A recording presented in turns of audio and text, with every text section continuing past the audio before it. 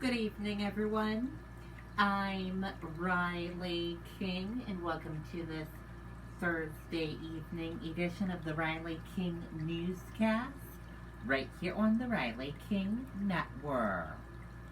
We have a lot of news to get to this Thursday evening, so let's begin. First up, coronavirus in New Hampshire, what you need to know. Let's take a look at that information right now.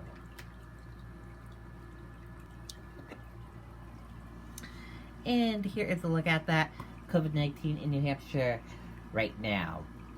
There are 3,868 number of people in New Hampshire who have tested positive for COVID-19.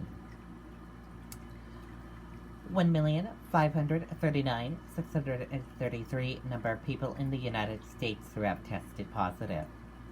190 number of deaths from COVID-19 in New Hampshire.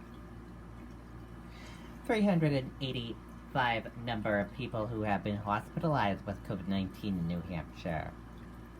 And 92,645 number of deaths from COVID-19 in the United States. This map of New Hampshire shows you where current cases of COVID-19 are.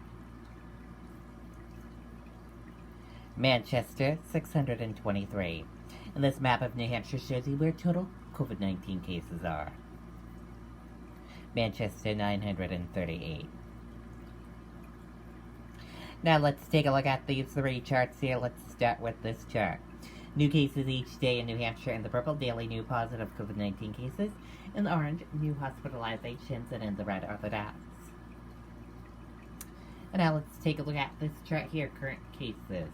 In the purple, total current COVID-19 cases, and in the orange, current hospitalizations.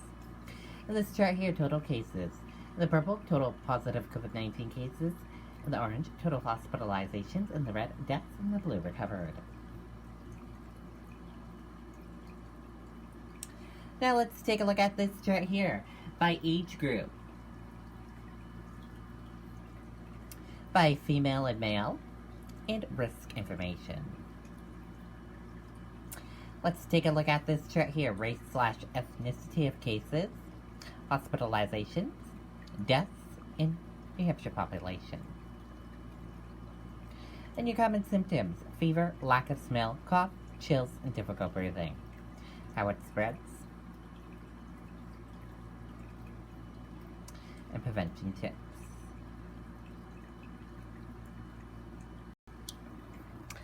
And be sure to stay with the Riley King Network for the latest of your COVID-19 information. New unemployment claims decline in New Hampshire for a sixth straight week. More than 8,000 Granite Staters file new claims for unemployment. Let's take a listen to that video from WMUR News 9, Ray Brewer.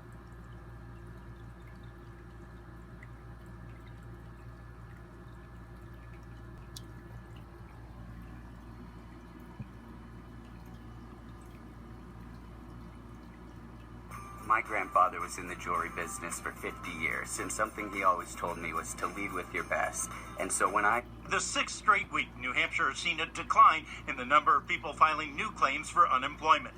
For the week ending May 16th, there were a little over 8,000, a drop of about 1,600 from the week before. The rate of decline in new claims for New Hampshire continues to outpace the national rate. We're about double that rate of decline. Still, Richard Laver says that really doesn't tell them much in terms of where we might be heading. A better indicator of that is the active claims numbers, which are surprisingly also starting to decline. Where we had thought that those would continue to slowly increase because of that stockpile of new claim filers, we're actually seeing those go down. A reflection Lavers believes of more people heading back to work. And the department also has a new tool to help those who might be looking for work. It comes in the form of a new addition to their site. And what we're trying to do is facilitate that connection between job seekers and hiring employers that are providing critical frontline services in the COVID response. Many of those jobs are in long-term care or the healthcare field, but there are also specialized manufacturing jobs. And these are manufacturing positions for New Hampshire-based manufacturers that are doing some critical COVID-19 response-related work. As people start to head back to work, Labor says the department will once again be holding job fairs, only now they'll have to be done virtually, and they're still figuring out how to do that. In Manchester, Ray Brewer, WMUR News Now. Okay, and there you go on that video and that report. Both New Hampshire senators invited to initial interviews for Biden VP slot. Hassan agrees and Shaheen declines. Could there be a Granite Stater on the National Democratic ticket? It's not out of the question. Both of New Hampshire's U.S. senators in recent weeks were asked by presumptive nominee Joe Biden's team to participate in the initial vetting process to be considered as his running mate, WMUR has learned. Senator Maggie Hassan agreed and has participated in the initial interviews, according to a source familiar with the process. Senator Jean Shaheen, while honored to be considered, declined about 2 weeks ago, citing her comment to New Hampshire, according to a New Hampshire Democrat with direct knowledge of her discussion with Biden's team.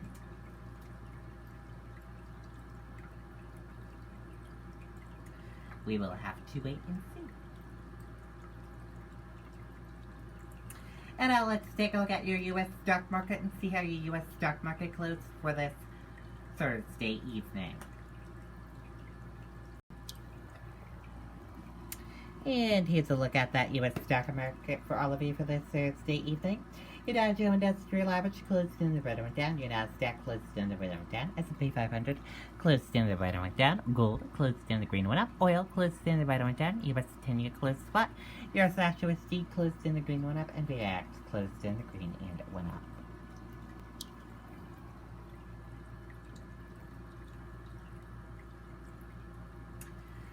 Stock features rise slightly as Wall Street tries to recover from Thursday's losses.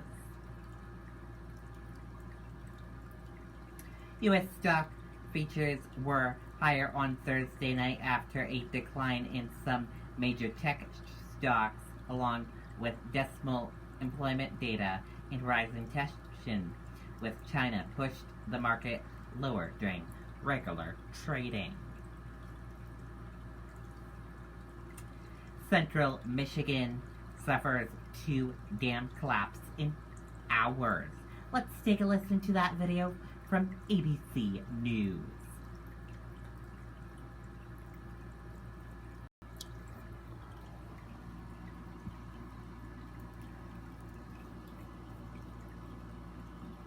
Good evening, and it's great to have you with us here on a Wednesday night. Across this country, all 50 states now have begun the difficult and careful task of reopening.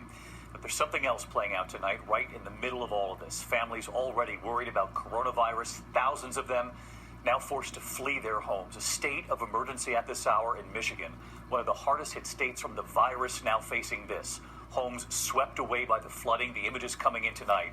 2 dams failing. There had been so much concern that this could happen, and it has, with dire results. And look at this tonight, homes being lifted off their foundations. This image sadly playing out more than once as homes could be seen floating away. And it's impossible to imagine tonight what these families are going through, already trying to stay safe in this pandemic, now in shelters, trying to keep a safe distance from strangers. Many not knowing if they'll have a home to return to, and if so, in what condition. We are on the scene tonight, and meteorologist Rob Marciano leads us off from Midland, Michigan. Tonight, horrifying images in the middle of a pandemic. Oh my God, that's somebody's house. Homes in central Michigan floating away. The National Weather Service warning residents to get to higher ground.